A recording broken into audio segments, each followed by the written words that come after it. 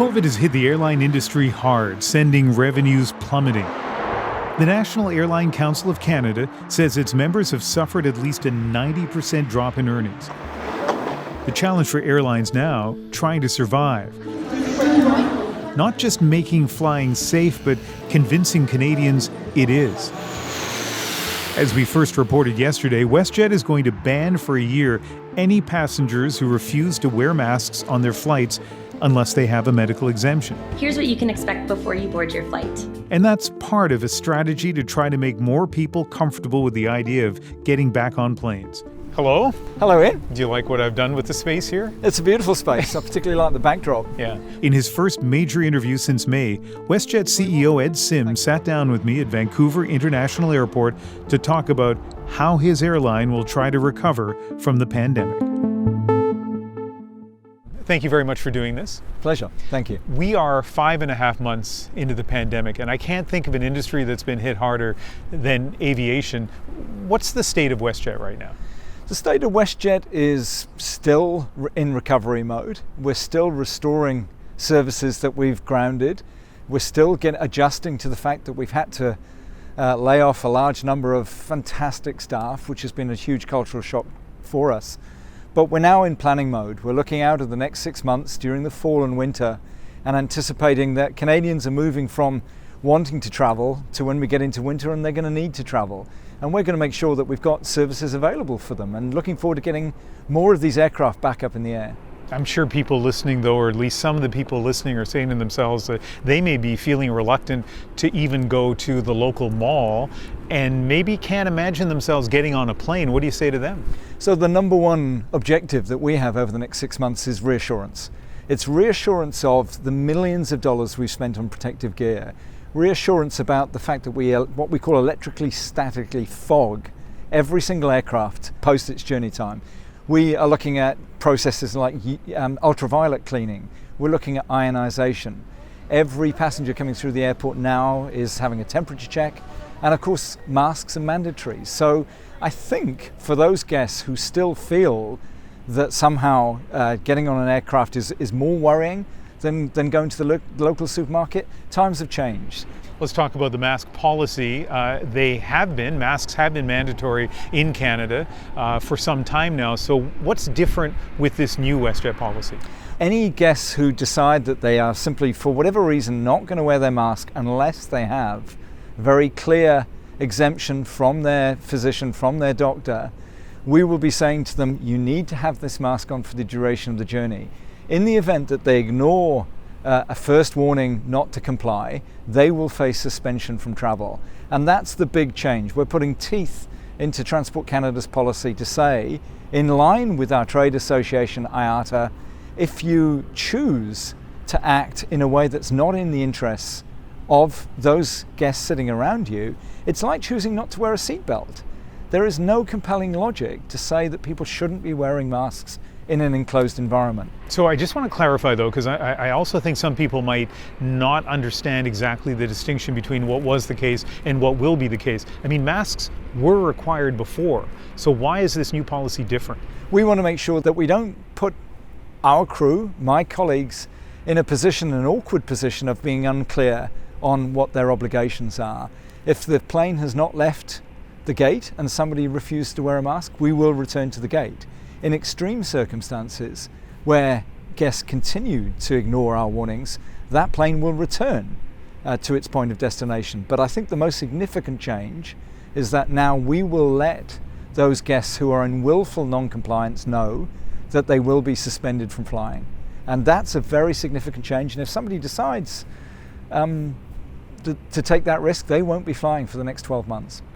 You know, we've all seen the extraordinary video, particularly it seems from the United States. Hey, sir, everybody got on masks, man. And particularly at stores of people who are defiant when it comes to masks, who refuse to use masks.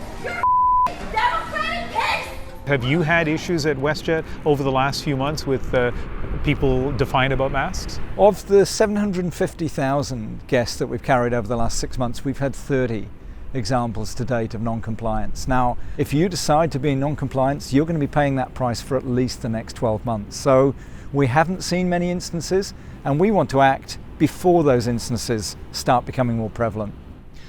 Almost exactly a year ago, I was at your headquarters in Calgary, and one of the places I was in was that operations center and saw the computers that were tracking every single flight. It was an extraordinary thing to watch. But equally extraordinary must be what that room has looked like over the last few months as flight after flight after flight has either been canceled or in some cases virtually empty. What have the last few months been like at headquarters? Well, interestingly, it's been busy in a number of different areas. We mounted a significant number of repatriation flights, bringing Canadians back from South America, from Central America, from other parts of the world where Canadians were stranded. We've continued to operate to all 38 Canadian cities that we flew, maybe some only being serviced once or twice a week, but in most other instances with a daily operation. So we've never really ceased operation. We've just been maintaining what we'd call a skeleton and a smaller scale operation. So that's kept us busy. We've also, unfortunately, been going through this very drastic reorganizational change. At one point, we'd stood 10,000 WestJetters down, and unfortunately, we had to make 4,000 of those 10,000 permanent reductions. So some of the work hasn't been the most positive work. Some of it has been about ensuring that WestJet bounces back as competitive as we've ever been over the course of our last 24 years. A year ago, we were talking about a different kind of crisis in aviation. Had no idea the pandemic was coming, but that was the 737 MAXs. Where are we at now with bringing the MAXs back into service? So one of the few silver linings of COVID is it's put some of those other crises in a sense of perspective.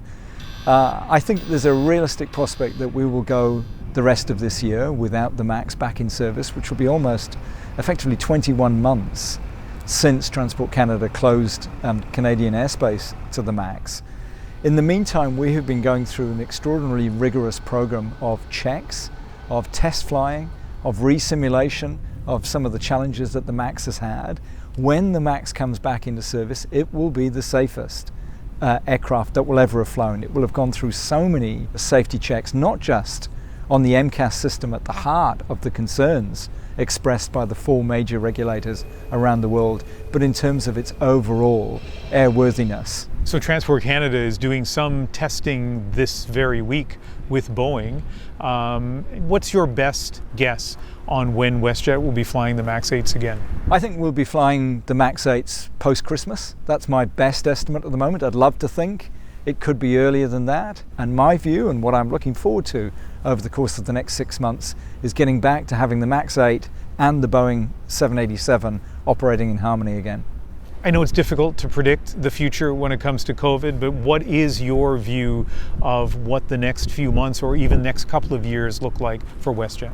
The next stage is really building the 6-month schedule to Christmas and beyond, because Christmas is obviously a critical peak season for us, and we want to start operating more of our 787s. We've currently got 6, and we're looking to put those back up in the air and rebuild what we'd call a more normal schedule.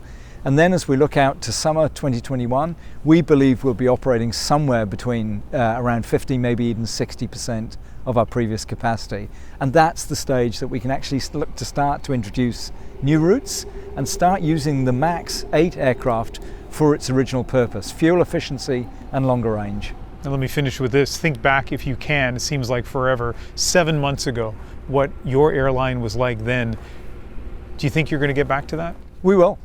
We will have no doubt at all we will get back to pre-COVID levels. What I can't predict is exactly the timescale, but I'm feeling more confident than ever that this country needs what we bring. In our time, in our 24 years, we've halved the price of air travel and we've doubled the number of Canadians who travel domestically, and that's our purpose. All right, thank you very much. Thank you, Ian.